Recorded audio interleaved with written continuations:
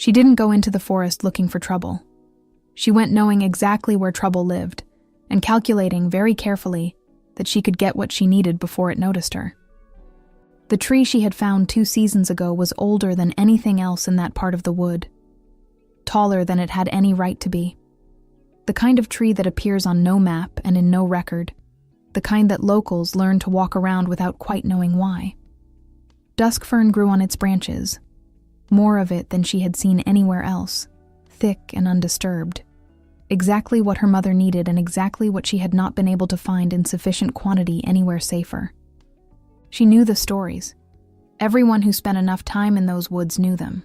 The tree was old. The tree was watched. The tree was best left alone. She had a plan. Take only what she needed. Stay quiet. Move quickly. Leave before anything noticed she had been there at all. She wasn't reckless. She wasn't careless.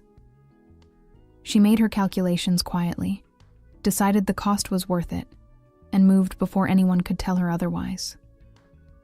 That was the thing about Maeva that most people never understood. It almost worked. What she found near the top of that tree was the precise moment her calculations failed her, for the first time in a life built entirely on getting them right. And by the time she understood what was happening, she was already falling. The forest went quiet around her. This is the story of what happened next, of the man who found her there, a king who had no particular reason to stay, and who stayed anyway, night after night, long after the danger had passed, and long after anyone would have thought to question it. It is a quiet story. There are no great battles in it, no political intrigues, no ancient curses demanding to be broken. There is only a woman who never asked for help, and a man who gave it anyway, and the strange, slow, entirely unexpected thing that grew between them, the way dusk fern grows, in the high places, in the difficult light, without asking anyone's permission. Chapter 1. The tree was exactly where she had left it. Maeva stood at the edge of the clearing for a moment, looking up. The canopy above was dense enough to turn the morning light gray and filtered, the kind of light that made distances hard to judge. The tree rose through it like something that had been there before the forest itself, bark dark and deeply furrowed, branches spreading wide and then reaching higher than made sense for anything still living. She had found it by accident 2 seasons ago, following a deer trail that ended nowhere, and she had known immediately what it was. Not from any book, from the particular quality of the silence around it, the way the birds were absent, the way the air near the trunk felt older than the air 10 paces back. She had left that day without touching it. She was not leaving today. The dusk fern grew in clusters along the mid and upper branches. She could see it clearly now, dark green against the lighter bark, exactly what she needed. The lower clusters were gone, harvested long ago by hands more cautious than hers. What remained was higher up. She had known that before she came. She had planned for it. She checked the satchel at her hip. Scissors, cloth wrapping, the small glass jar with the sealed lid. Room for exactly what she needed and nothing more. She had not brought more room on purpose. A limit she could not exceed even if she wanted to. She was not greedy. She was precise. The first branches were easy. The bark was rough enough to grip, the spacing generous, and she moved upward with the efficiency of someone who had climbed things her entire life. Rooftops, haystacks, the old oak at the edge of her mother's property when she was small, and the world still felt manageable from a height. She did not look down. The dusk fern at the mid-level was older growth, less potent.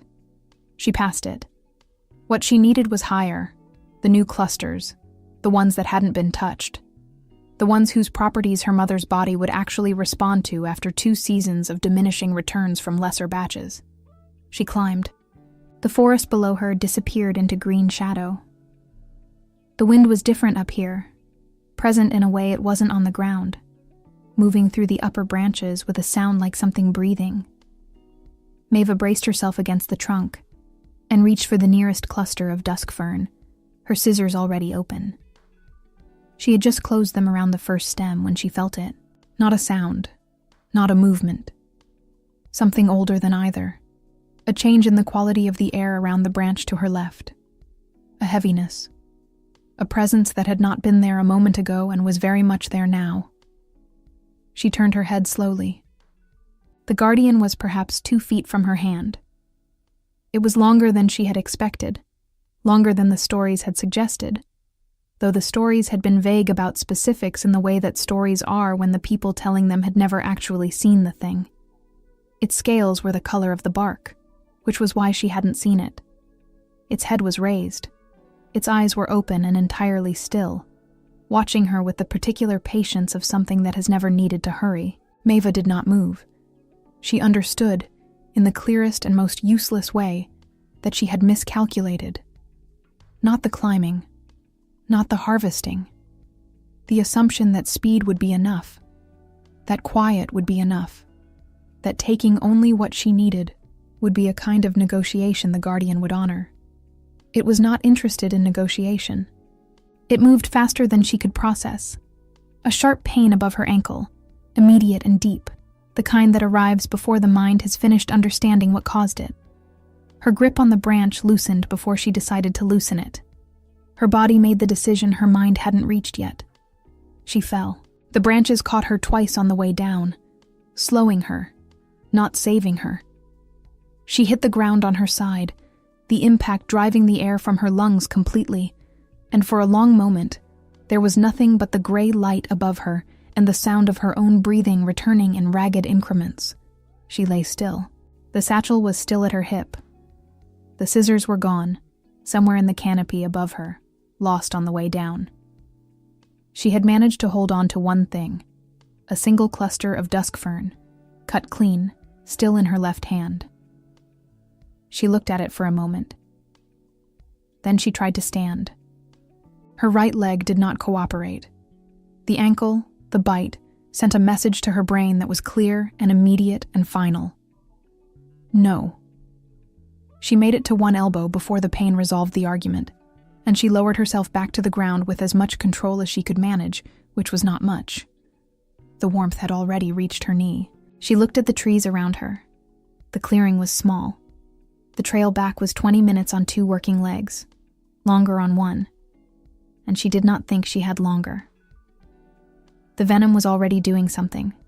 She could feel it at the edges of her awareness, a slight tilt to the tree line that corrected itself when she focused and returned the moment she stopped. She opened her mouth to call for help. The forest absorbed the sound without interest. No one knew she was here. Her mother believed she would be back before sunset. No one else would think to look for her until tomorrow, and tomorrow, in the particular arithmetic of guardian venom, was a measurement she was no longer certain applied to her. She had come alone, as she always did, because it was faster, because it was simpler, because she had never needed anyone to come with her before. She closed her hand around the dusk fern, pressed her back against the nearest tree. The warmth reached her thigh. Somewhere beyond the tree line, a horse shifted. Maeva lifted her head. The sound came once, hooves on dry ground, unhurried, the rhythm of something moving without urgency through the wood. Then silence. She waited. She did not call out again. If she had imagined it, the sound of her own voice failing to carry would be worse than the silence. And if she hadn't? The trees to her left moved. The movement came again. A dark horse emerged from between the trees, large, unhurried, picking its way through the undergrowth with the quiet confidence of an animal that had done this 1,000 times. The man on its back saw her before she could decide whether to speak. He pulled the horse to a stop. For a moment he simply looked at her, the way she was sitting against the tree, the angle of her leg, the hand closed around something she hadn't let go of even in the fall. His eyes moved to the tree above her, back to her ankle, back to her face. He dismounted without a word. He was larger than she had expected. Not in the way that registered as threatening, in the way that registered as fact. The way you note that a doorframe is lower than you thought, or a river is wider. He crossed the clearing in a few strides, and crouched beside her, and she had the brief, strange impression of someone who had reduced themselves deliberately, brought themselves to her level with a care that didn't match the size of him. "The tree," he said. It wasn't a question. He had already seen it. "I know what it is," Maeva said. Her voice came out steadier than she felt, which she was grateful for. "The bite is above the ankle. The venom is moving. I can't walk." He looked at her for a moment. Something shifted in his expression, not alarm. Something more controlled than alarm, and because of that, somehow more serious. "How long ago?" he said. "Perhaps 20 minutes. She paused. "Maybe less." He didn't respond. He was already moving, back to the horse, adjusting the saddlebag, and then returning to her with a focus that left no room for anything unnecessary. He crouched beside her again. "I'm going to lift you," he said. "Tell me if something makes it worse." She wanted to say she could manage. The words didn't arrive in time. He had already slid one arm beneath her knees and the other behind her back. And then the ground was gone, and she was being carried with a steadiness that made argument feel beside the point. The horse accepted her weight without complaint.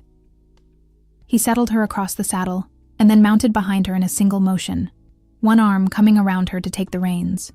And she was aware, distantly, through the growing warmth spreading up her leg, that she was leaning back against someone she had never met, and that this was the least of her problems. "Valdemar," she said. "Is that where you're going?" "It is now." He urged the horse forward. The forest moved past them.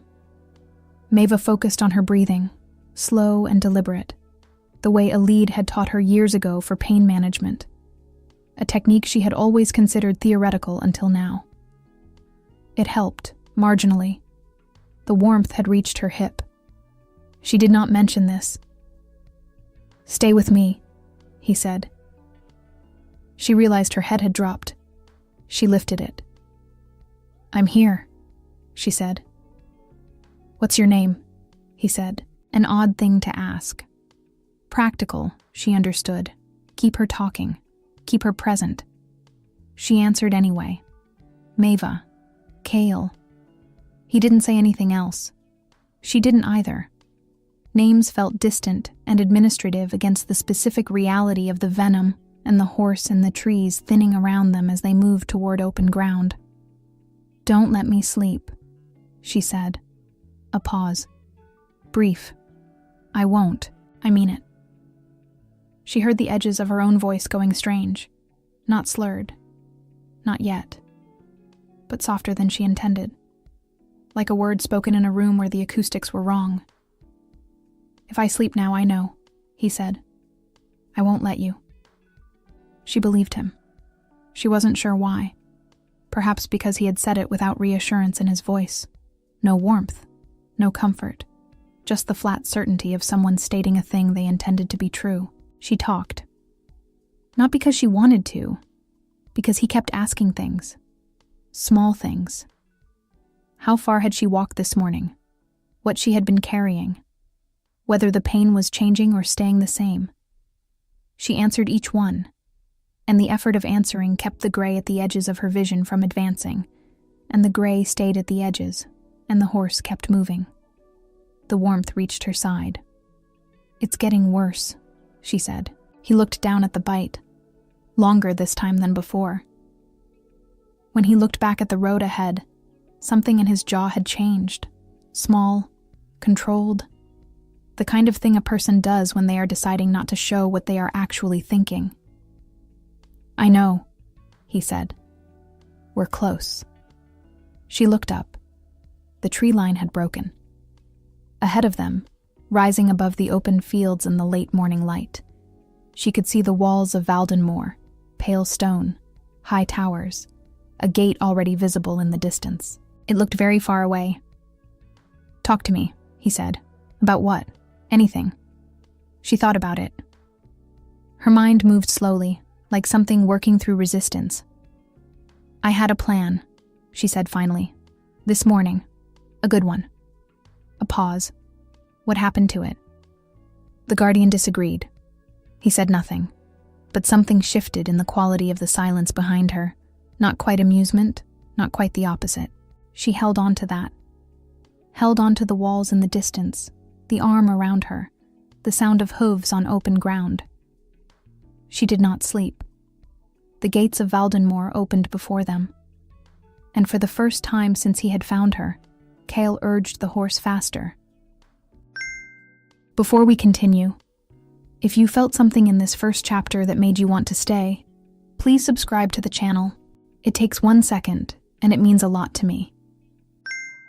Elide was already in the corridor when they arrived. Maeva would think about that later, how the old woman had appeared at the top of the castle steps before anyone had announced them, before the gates had fully closed behind the horse, as though she had known to expect something before the something had arrived. At the time, Maeva was too occupied with the particular effort of remaining conscious to find it strange. Cale carried her inside without ceremony. Elide walked ahead of them, opening doors, saying nothing. The corridors were cool and dim after the brightness of the open road, and Maeva focused on the ceiling moving above her, stone arches, evenly spaced, something to count. She counted to 11 before they stopped. The room was small and clean. A workbench along one wall, shelves above it dense with jars and bundles, and things she recognized and things she didn't. A narrow bed positioned near the window where the light was best. Elide's room, she understood. Not a guest chamber, the place where actual work happened. Cale set her down with the same steadiness with which he had lifted her, and then stepped back. Not far, just enough to give Elide room to move. Maeva noticed he did not leave. Elide worked without speaking. Her hands moved over Maeva's ankle with a focused economy that Maeva recognized from her own practice. The touch of someone who had learned to gather information quickly and without announcement.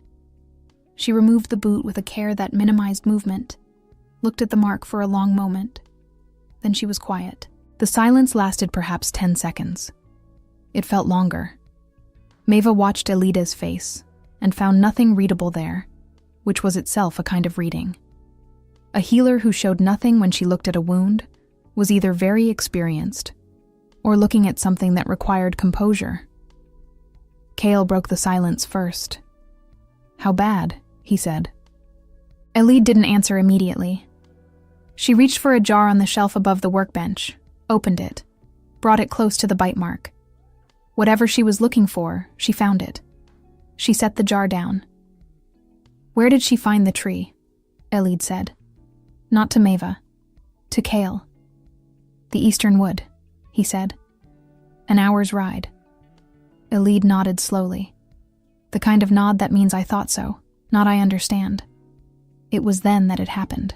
Maeva shifted slightly on the bed, the movement small, involuntary, the venom making itself known again in a wave that started at her ankle and traveled upward with a patience she was beginning to find personal. Her hand moved with her, and the satchel at her hip tilted, and a single cluster of dusk fern slid free from the opening and fell to the stone floor. Elide looked at it. She did not pick it up immediately. She looked at it the way a person looks at something they recognize from a description they hoped they would never need to use. Then she crouched, slowly, and lifted it between 2 fingers. "Where did she get this?" she said. "The room was very quiet. She was carrying it when I found her," Cale said. "She was holding it when she fell." Elide turned the dusk fern over once, set it carefully on the workbench, looked at Maeva for the first time since beginning the examination, directly, with an attention that was different from the clinical focus of before. Something more like assessment, like she was revising an opinion she hadn't known she'd formed. "The guardian bit her," Elide said. It was not a question. "Yes," Maeva said.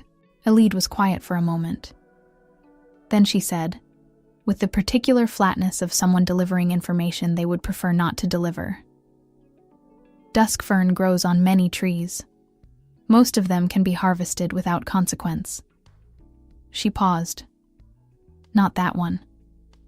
"I know," Maeva said. "The upper branches of that tree are different," Elide continued. "The growth there has not been touched in decades, It is still forming. Taking from it is not harvesting. She set the dusk fern down with a care that felt almost like apology. The guardian does not distinguish between greed and need.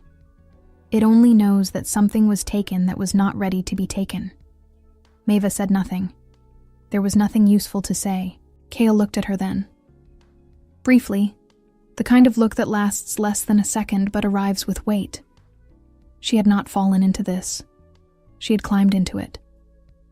Something in his expression shifted, though she couldn't have named what it changed from or what it changed to. The guardian's venom is not the same as an ordinary serpent's, Elide said, moving back to the workbench, already opening jars. I can slow it. I can treat the symptoms as they arrive. Whether I can stop it entirely depends on how far it has already moved and how your body responds in the next day. And if it doesn't respond, Cale said. Elide did not turn around. If it doesn't respond, she said, 3 days would be optimistic. The room absorbed this. Maeva looked at the ceiling. Stone arches, the same as the corridor. She started counting them. Behind her, she heard Cale move to the window. He stood there for a long moment, looking out at something she couldn't see. When he spoke, his voice was the same as it had been on the road, flat, certain, leaving no room for negotiation. Then we start now, he said. Elide's hands didn't pause. We already have, she said. By the following morning, she was better. Not well, not even close to well, but better in the way that makes a person dangerous. The fever had not arrived yet.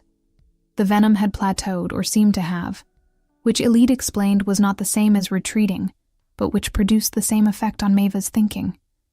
The conviction that the worst had passed. She sat up without help. That felt significant. A chair near the window was empty. She looked at it for a moment, then looked away. Elide, who had been working at the bench when Maeva woke, looked at her over her shoulder and said nothing.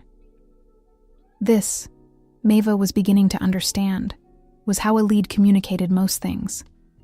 A young woman brought broth and set it on the table beside the bed without making eye contact.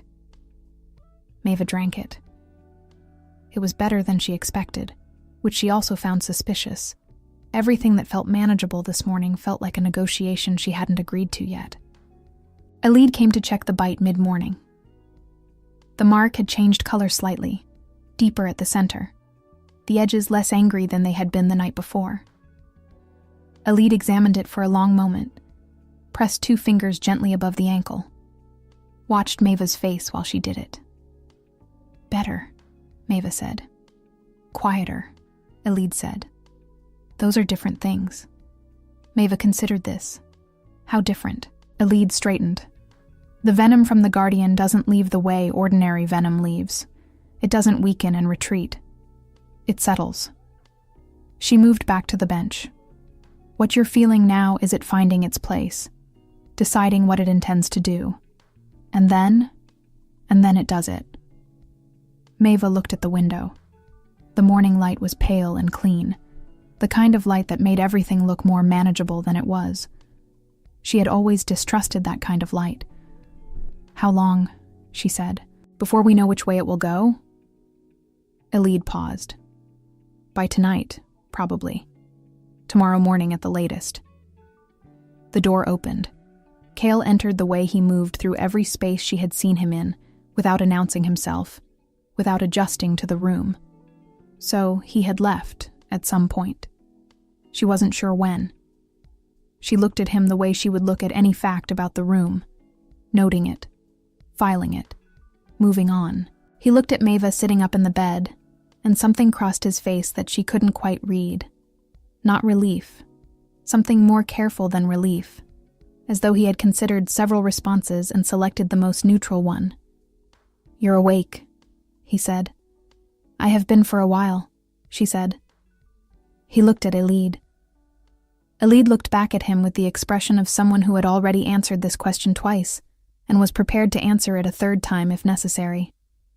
The same as this morning, Elide said. Quiet. We wait. Kyle nodded. He moved to the window, the same window he had stood at the night before, Maeva realized. The same position. As though he had a particular relationship with that specific view. "You should sleep more," he said, not looking at her. "I slept enough." "You didn't," she almost argued. Something in the flatness of it stopped her. Not authority, exactly. Certainty. The tone of someone who had been awake when she hadn't been, and therefore knew things about the night she didn't. She lay back down. Not because he had said to. Because she was, she admitted privately, more tired than sitting up had suggested. The morning passed slowly. Elide worked. Kyle remained by the window, occasionally leaving and returning without explanation. Maeva drifted in and out of a shallow sleep that felt less like rest and more like the particular suspension of someone waiting for a verdict. It was late afternoon when the fever arrived. It came without warning. No gradual warmth, no slow build.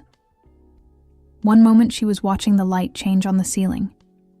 The next, the ceiling was too bright and too far away simultaneously, and the room had acquired a quality of wrongness that she couldn't locate or correct. She heard herself say something. She wasn't sure what. Then Elide was beside her, and the ceiling kept moving, and the light stopped making sense entirely. And somewhere beyond the blur, Kale was already moving. The fever spoke for her. That was the only way Kale would later think about it.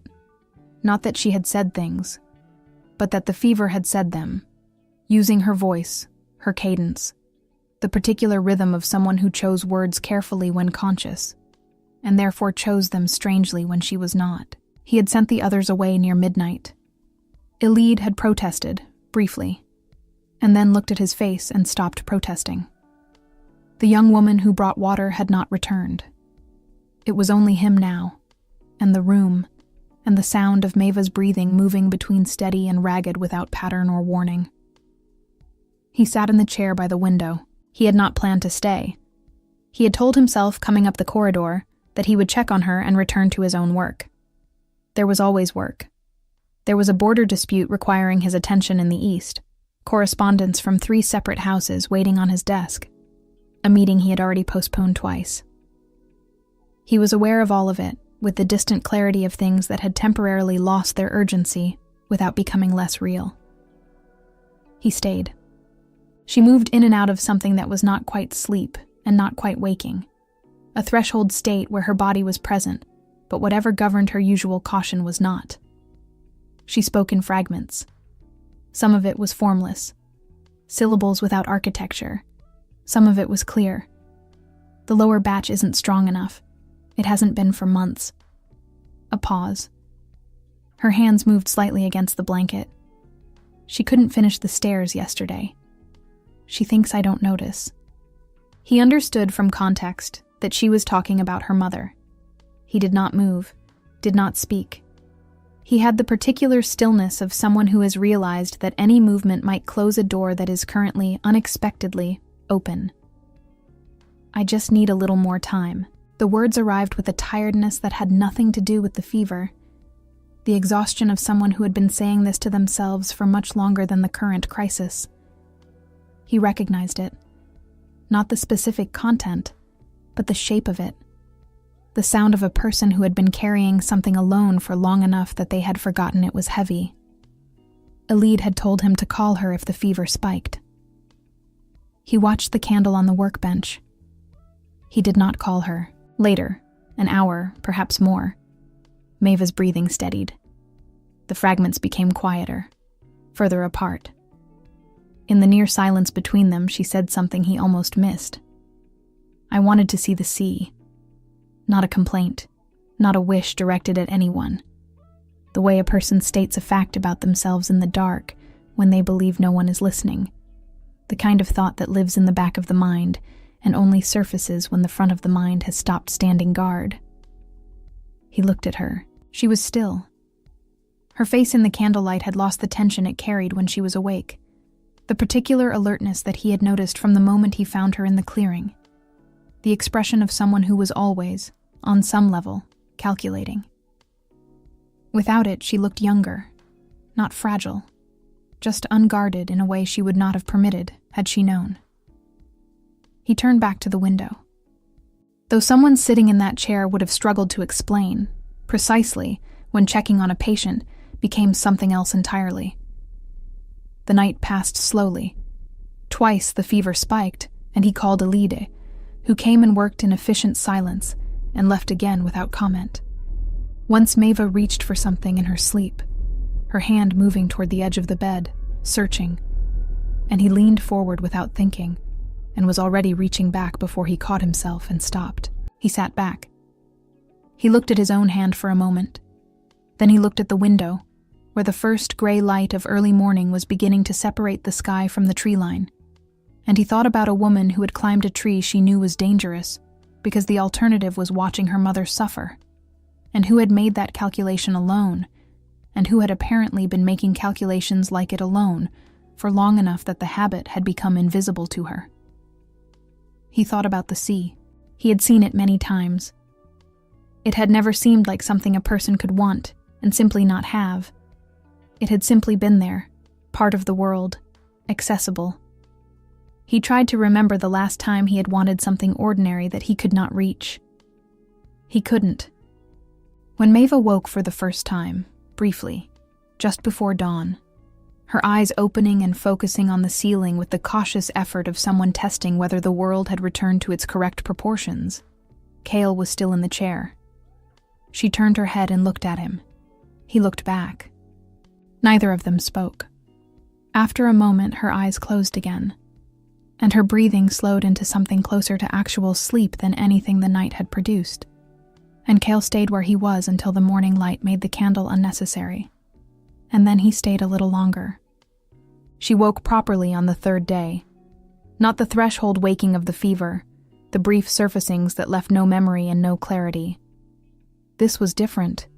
The ceiling was the ceiling.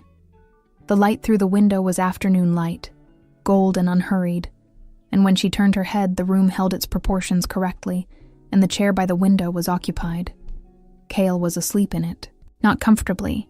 His head was tipped back at an angle that would make itself known to him later, his arms crossed, his boots still on. He looked in sleep, less like a king than like a man who had sat down for a moment and lost the argument with exhaustion. She looked at him for longer than she intended to. Elide appeared in the doorway before she could decide what to do with the looking. "Good," Elide said, in the tone of someone crossing an item off a list. She came in, checked the bite, checked Maeva's eyes, pressed 2 fingers to her wrist. Conducted the entire examination without waking Cale, with the practiced quiet of someone who had done this before. "The fever broke this morning," Elide said, low. "You'll be weak for several days. The ankle will need another week before you can put full weight on it." "But I'll be fine," Maeva said. Elide looked at her. "You'll be fine." Something unknotted in Maeva's chest. She hadn't let herself measure how tightly it had been wound until it wasn't. "How long was I?" 3 days, Elide said. "Since the fever started.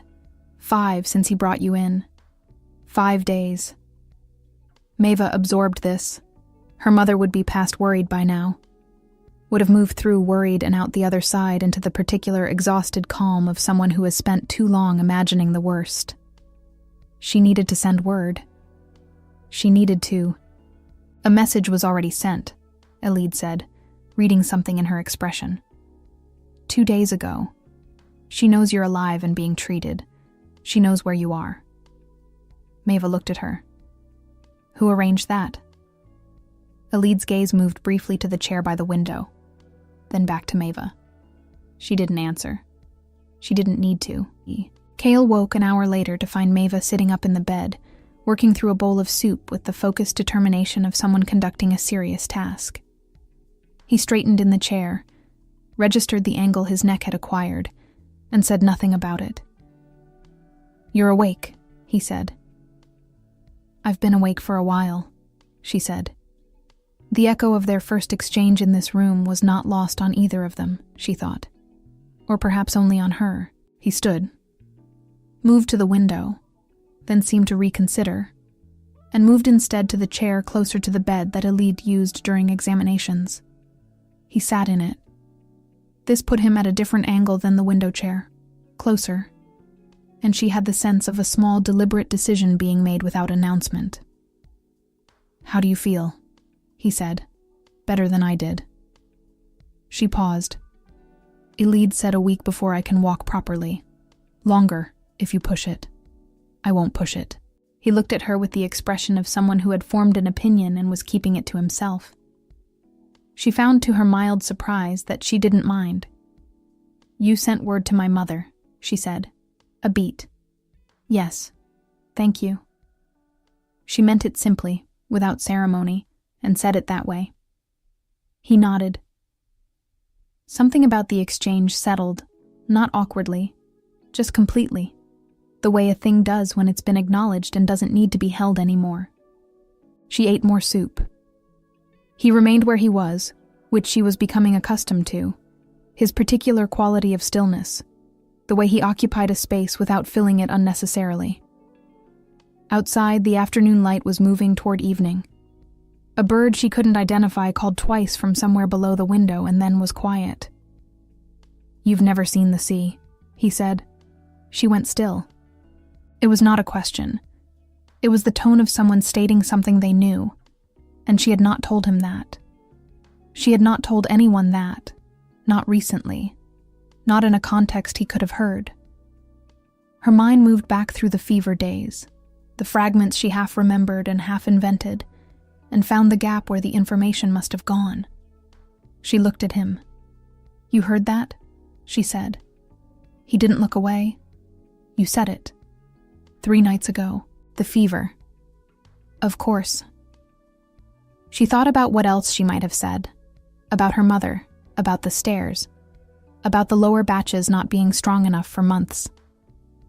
The thought arrived with a particular quality of exposure that she hadn't felt in a long time, the sensation of having been seen in a room she had believed was private. She looked back at her soup. "I've been meaning to go," she said. "There's never been a good time." "Where would you go?" If there were a good time, an odd question. Specific, in the way of someone who was actually asking, rather than making conversation. She considered it with more seriousness than she had given the subject in years, because it seemed to require seriousness. "The southern coast," she said finally. "I've read that it's different from the northern water. Warmer. The kind of place where you can stand in it without immediately regretting it." "It is," he said. "Warmer. The light is different too. Later in the evening than you'd expect." She looked at him. He was looking at the window, not at her, and there was something in his expression that she couldn't quite name. Not nostalgia. Something more present than that. The look of someone holding a piece of information carefully, deciding what to do with it. "I'll go," she said. "After my mother is better. After I've found enough dusk fern from a less eventful source." She paused. "I had a plan, coming here. It didn't account for this. Plans rarely do," he said. "Mine usually do." He looked at her then. Something shifted in the quality of his attention, not surprise, something more like recognition, as though she had confirmed something he had been considering. "Yes," he said. "I imagine they do." She didn't know what to do with that. So she finished the soup and set the bowl aside and looked at the window where the light was going gold and long across the floor, and noticed that her things, her satchel, her coat, the small bundle she had carried into the forest, were stacked neatly on the shelf near the door. She hadn't put them there. "My things," she said. "Elid's assistant brought them from the forest," Kale said. "The day after you arrived." She thought about this.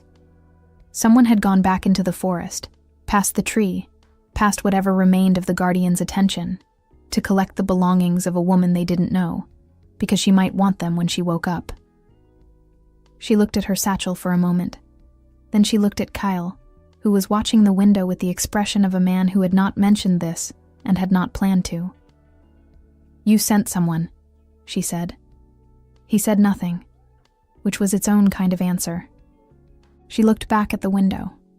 Outside, the bird called once more and went quiet, and the light continued its slow movement across the floor, and Maeva sat with the strange and unfamiliar sensation of being somewhere she had not chosen, and finding, against all calculation, that it did not feel wrong. 4 days after the fever broke, Elide said it the way she said most things, without preamble, without softening, as a fact delivered to someone she assumed could handle facts. You can leave within a day or two. The ankle will need care, but you know how to do that. Maeva was sitting at the workbench, helping Elide sort dried herbs into cloth bundles, something to do with her hands while the rest of her recovered, a task she had offered and Elide had accepted without ceremony. She continued working while she absorbed this. Good, she said. She meant it. She had been meaning it, in a low and constant way, since she had woken up enough to mean things. Her mother had received word, but word was not the same as presence. The lower batch of what she had brought home before this would not last much longer. There were things waiting, real things, the ordinary weight of a life that had continued without her while she was here. She began thinking, practically, about the walk home. The ankle would slow her. She would need a stick for the first part of the road, until the path leveled out. She should leave in the morning, early, before the day got warm. He hasn't left the castle, Elide said. Maeva's hands slowed on the herbs. Since you arrived, Elide continued, in the same tone she used for everything, informational, unornamented. He had business in the Eastern Territory. He postponed it. A pause.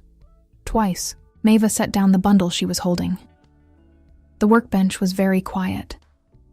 Outside, she could hear the ordinary sounds of the castle, footsteps in the corridor, something being moved in a room above, the distant rhythm of the yard below the window.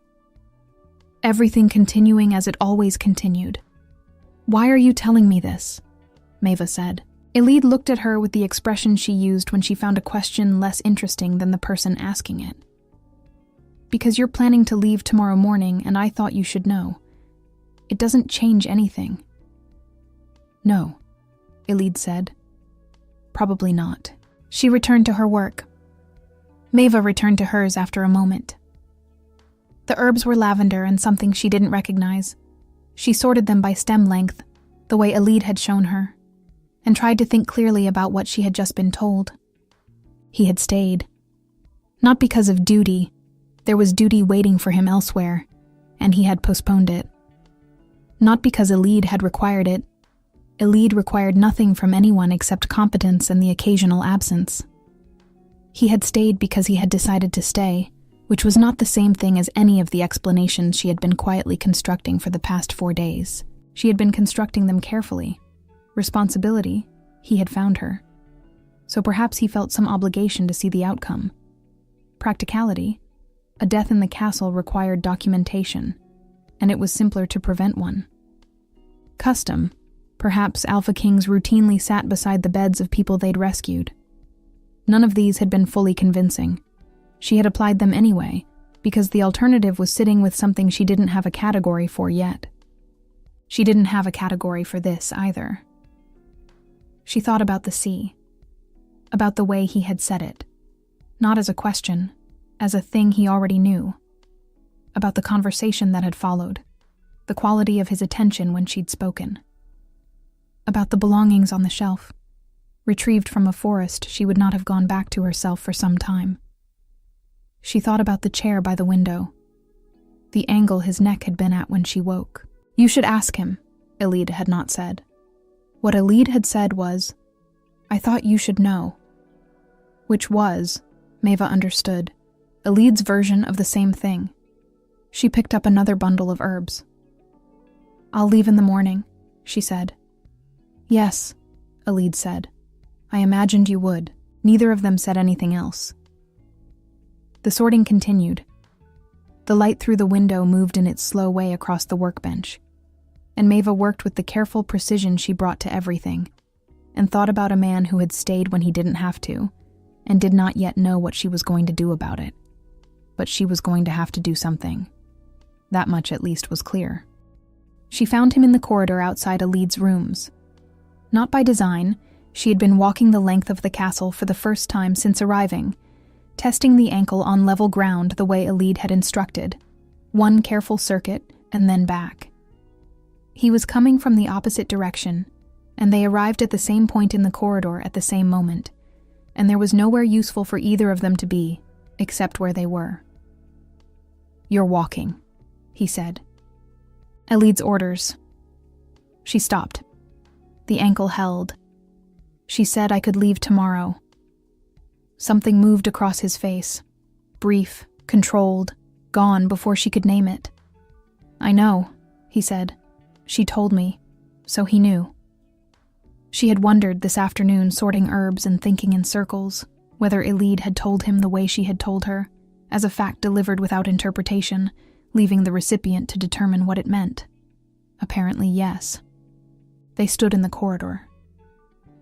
The castle was quieter in the evening, the particular quality of a large building settling into itself, footsteps fewer and further between, the light from the wall sconces warm and low. It was, she thought, a very ordinary place to have a conversation that didn't feel ordinary. "I wanted to thank you," she said, properly, "before I go. You already thanked me. For the ride to Valdenmoor. Not for the rest of it." He looked at her steadily, said nothing. She had learned, over the past several days, that his silences were not absences. They were a form of attention, a way of staying present without filling the space unnecessarily. She had come to find it easier than she expected. "You didn't have to stay," she said. "You had things that needed your attention. You stayed anyway." She paused. "I'm aware of what that costs." "It was the right thing to do," he said. "Perhaps." She looked at him. "But you could have done the right thing and left after the first night. Most people would have." He had no answer for that. Or he had one and was not offering it, which with Cale she was learning amounted to different things. She thought about everything she had been constructing and deconstructing since the afternoon. The categories that hadn't held, the explanations that had been almost convincing, and then weren't. The image of a chair at an angle that would leave a mark on a person's neck, and a man who had apparently not considered this worth avoiding. She had planned to leave tomorrow. She had planned to thank him, briefly, and walk back through the forest on a healing ankle with a stick for the uneven parts of the path, and return to her life, which was a good life, small and purposeful, and entirely her own. She was still planning to leave tomorrow, but she thought about the sea, about the way he had said it, about the southern coast where the light lasted longer than you expected. "I don't want to leave," she said. The corridor was very quiet. Cale went still in the way of someone who has heard a thing and is deciding whether they heard it correctly. She watched him make that decision, watched him arrive at the far side of it, and stay there. "Then don't," he said. "It's not that simple. I know. My mother can be provided for," he said, "if you'll allow it. A healer, supplies, whatever she needs. Not as charity." He said the last part with the precision of someone who had anticipated the objection and removed it in advance. As a practical arrangement. You have knowledge of plants and medicines that would be useful here. Elid has mentioned it. She looked at him. Elid mentioned it. This morning. She almost laughed. Elid, who said nothing unnecessarily, who delivered facts without interpretation and left recipients to determine meaning. Elida had been busy this morning. She filed this away as information about Elid that she would think about later. "That's a very practical argument," she said. "Yes, you could have led with it. You hadn't said you didn't want to leave yet." She looked at him for a long moment. He looked back with the particular steadiness she had come to associate with him. Not patience exactly, something more active than patience. The attention of someone who had decided something and was waiting to see if the world would catch up. She thought about calculations, about plans that didn't account for things. about the habit of carrying weight alone until the habit became invisible. "Kyle," she said. He was already looking at her. "If I stay." She said it carefully, the way she said things she meant to say only once. "It isn't because of the arrangement." Something shifted in his expression, something that had been very controlled for a very long time, releasing slightly at one point. Not a smile, something quieter than a smile and more permanent. "I know," he said. The corridor was quiet around them. The sconces burned low. Outside, the night was doing what nights do, unhurried, indifferent to the small and significant things happening inside castle walls. For the first time since he had found her beneath the dusk fern tree, neither of them was waiting for her to leave. Spring came late to Valdenmoor that year. It arrived the way it always did in that part of the world, not in a single morning, but in increments. A degree of warmth added here, a week of rain replaced by something gentler, the tree line at the edge of the eastern wood going from gray to the particular pale green that meant the worst was over. Maeva noticed it first in the herbs. She always noticed things first. The ones she had planted along the southern wall of the castle had come through the winter better than she had allowed herself to hope. She had not told anyone how much she had hoped. That was still a habit she was working on, the one where she kept the size of what she wanted to herself, in case it didn't happen, in case the calculation failed again. It was getting easier, slowly. Her mother had come in the autumn. She had stayed 6 weeks, longer than planned, and when she left she had taken Maeva's hands at the road and held them for a moment without speaking. Her mother was not a woman who made productions of things either. It was, Maeva had sometimes thought, the quality she had inherited most completely, what her mother had seen in those 6 weeks, in the way a certain man moved through a room when Maeva was in it, in the way he listened when she spoke, in the way the castle had quietly rearranged itself around her presence, as though it had always been waiting for her to arrive. Her mother had kept to herself. She had simply held Maeva's hands on the road and smiled the way people smile when they have been worrying about someone for a very long time and have finally been given permission to stop. Maeva had thought about that smile all winter. On the morning she returned to the eastern wood for the first time, the light was pale gold and cool, the ground soft beneath her boots. She had identified 3 trees in the weeks before, all of them with dusk fern growing at heights she could reach without difficulty. None of them the old tree, none of them requiring the kind of calculation she had made in autumn and gotten wrong. She was still learning to let some things be easier than they needed to be. She heard the horse before she saw it. She finished the cluster she was cutting, wrapped it, placed it in the jar. Then she looked up. Kyle stopped at the edge of the clearing. He looked at her the way he always looked at her now, and she had stopped trying to find a practical category for it. He dismounted. "You didn't say you were coming out today," he said. "You didn't ask." He came to stand beside her. Close enough that she was aware of him. That was enough. That had always been enough with him.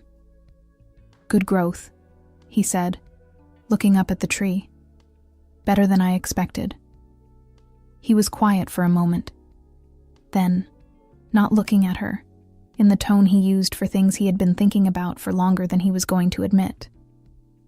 "There's a gathering in the south this summer, near the coast." A pause. "I thought you might want to come." She looked at him.